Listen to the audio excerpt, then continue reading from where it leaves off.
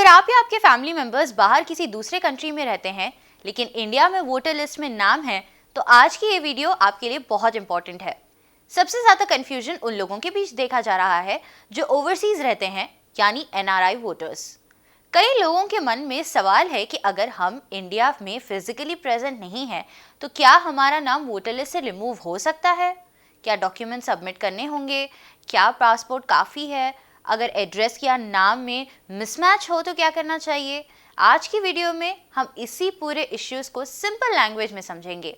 हम देखेंगे कि एनआरआई वोटर्स के सामने क्या चैलेंजेस आ सकते हैं, डॉक्यूमेंट्स में किस तरह की दिक्कत आ सकती है और किन चीज़ों को जल्दी से चेक कर लेना चाहिए ताकि फ्यूचर में कोई प्रॉब्लम ना हो। लेकिन शुरू करने से पहले एक बात क्लियर कर देते हैं, ये वीडियो सिर्फ आप तक इन्फॉर्मेशन पहुंचाने के लिए है। हमारा मकसद आपको इन्फॉर्मेटिव रखना और अपने डॉक्यूमेंट्स और वोटर डिटेल्स को सही रखने में मदद करता है। अब शुरू करते हैं।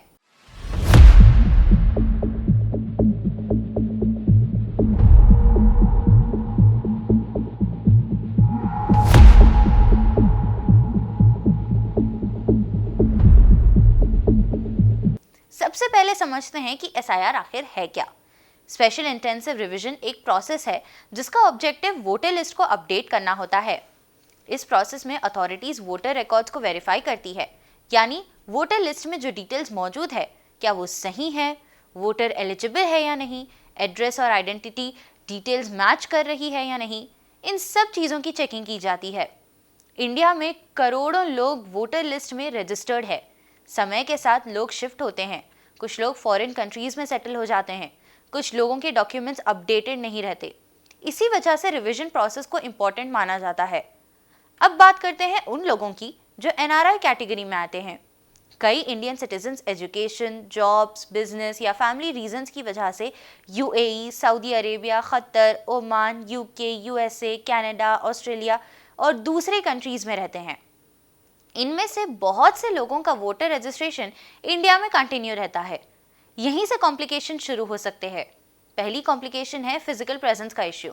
जब वेरिफिकेशन प्रोसेस चलती है तब कई लोग इंडिया में नहीं होते। अगर किसी वोटर को किसी इंफॉर्मेशन की कंफर्मेशन देनी हो या डॉक्यूमेंट्स वेरीफाई करने हो तो कम्युनिकेशन गैप क्रिएट हो सकता है।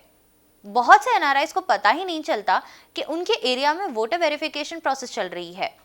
जब तक उनके पास इंफॉर्मेशन पहुंचती है तब तक काफ़ी वक्त निकल चुका होता है। दूसरी कॉम्प्लिकेशन है डॉक्यूमेंट मिसमैच। ये प्रॉब्लम एक्सपेक्टेड से ज़्यादा कॉमन है। मान लीजिए पासपोर्ट में नाम MOHAMMED अहमद खान है और आधार कार्ड में MOHD अहमद खान और वोटर कार्ड में MA खान लिखा हुआ है।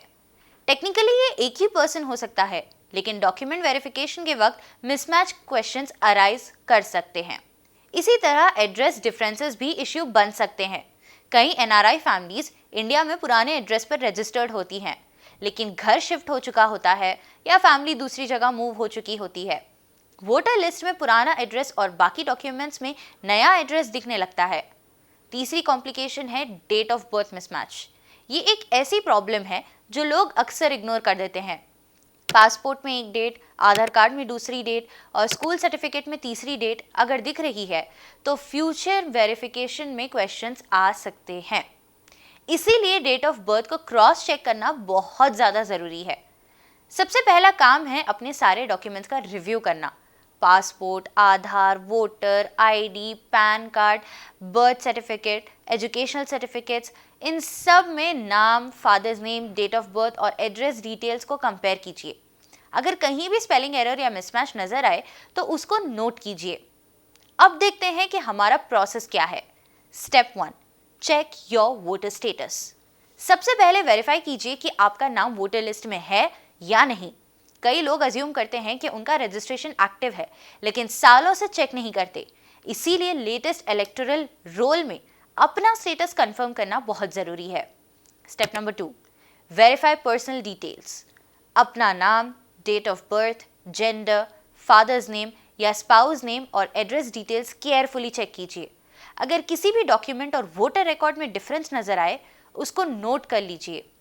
Step 3, keep supporting documents ready. Passport, Aadhaar, voter ID, address proof और एनी अदर आइडेंटिटी डॉक्यूमेंट्स की अपडेटेड कॉपीज रेडी रखिए। फिजिकल और डिजिटल दोनों कॉपीज मेंटेन करना बेटर रहेगा। Step number 4, coordinate with family in India. अगर आप ओवरसीज रहते हैं तो इंडिया में मौजूद फैमिली मेंबर्स या ट्रस्टेड रिलेटिव्स के कांटेक्ट में रहिए। कई बार लोकल वेरिफिकेशन या इंफॉर्मेशन उन तक पहले पहुंच सकती है। Step number 5, monitor official notifications. Election commission और स्टेट इलेक्शन अथॉरिटीज की ऑफिशियल अनाउंसमेंट्स रेगुलरली चेक कीजिए। रिवीजन स्केड्यूल्स, डॉक्यूमेंट रिक्वायरमेंट्स और deadline time to time update हो सकती है। Step number 6, submit corrections quickly. अगर नाम, एड्रेस, डेट ऑफ बर्थ या किसी और डिटेल में एरर मिलता है तो करेक्शन प्रोसेस को डिले मत कीजिए। अर्ली करेक्शन फ्यूचर कॉम्प्लिकेशंस को अवॉइड कर सकता है।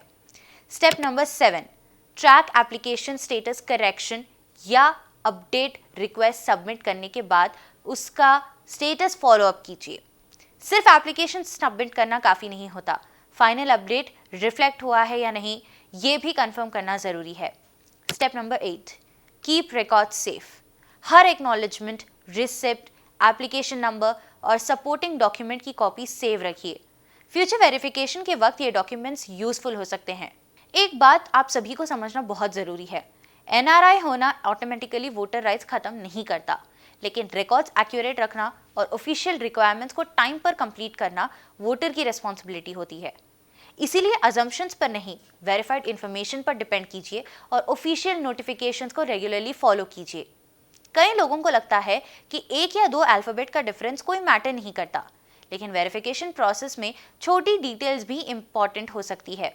रिव्यू करने का मतलब सिर्फ डॉक्यूमेंट्स देखना नहीं, बल्कि उनमें कंसिस्टेंसी इंश्योर करना होता है।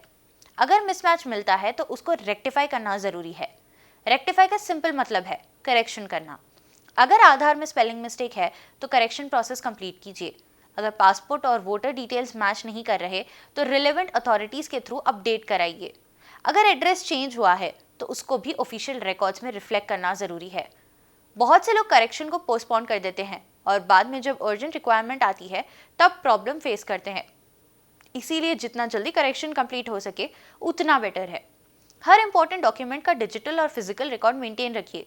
Passport copies, Aadhaar copies, voter card copy, address proof, birth proof, supporting documents, सबकी स्कैन कॉपीज क्लाउड स्टोरेज और फ़ोन दोनों जगह सेव रखिए। अगर आप फॉरेन कंट्री में रहते हैं तो इमरजेंसी सिचुएशन में ये रिकॉर्ड्स काफ़ी यूजफुल होते हैं। कई बार डॉक्यूमेंट फिजिकली अवेलेबल नहीं होता, लेकिन digital copy immediate reference provide कर देती है। रिकॉर्ड मेंटेनेंस एक सिंपल हैबिट है, लेकिन बहुत बड़ी प्रॉब्लम्स को अवॉइड कर सकती है। अगर किसी अथॉरिटी की तरफ से कम्युनिकेशन आता है तो उसको इग्नोर मत कीजिए। कई लोग ईमेल्स नहीं चेक करते, एसएमएस मिस कर देते हैं, फैमिली मेम्बर्स के कॉल्स रिसीव नहीं करते। रिजल्ट ये होता है कि इंपॉर्टेंट इन्फॉर्मेशन उन तक टाइम पर पहुंचती ही नहीं है। अगर वेरिफिकेशन या डॉक्यूमेंटेशन से रिलेटेड कोई इन्फॉर्मेशन मिलती है तो उसको टाइमली रिस्पॉन्ड करना इंपॉर्टेंट है। डिले कभी कभी अननेसेसरी कॉम्प्लिकेशंस क्रिएट कर सकता है। स्पेशली ओवरसीज रेसिडेंट्स के लिए कम्युनिकेशन का एक्टिव रहना बहुत ज़रूरी है। सब कुछ अपडेट करने के बाद एक फाइनल रिकन्फर्मेशन ज़रूर कीजिए। चेक कीजिए नाम सही है या नहीं, डेट ऑफ बर्थ सही है या नहीं, एड्रेस सही है या नहीं, फैमिली डिटेल्स करेक्ट है या नहीं, voter registration details properly reflect हो रही है या नहीं।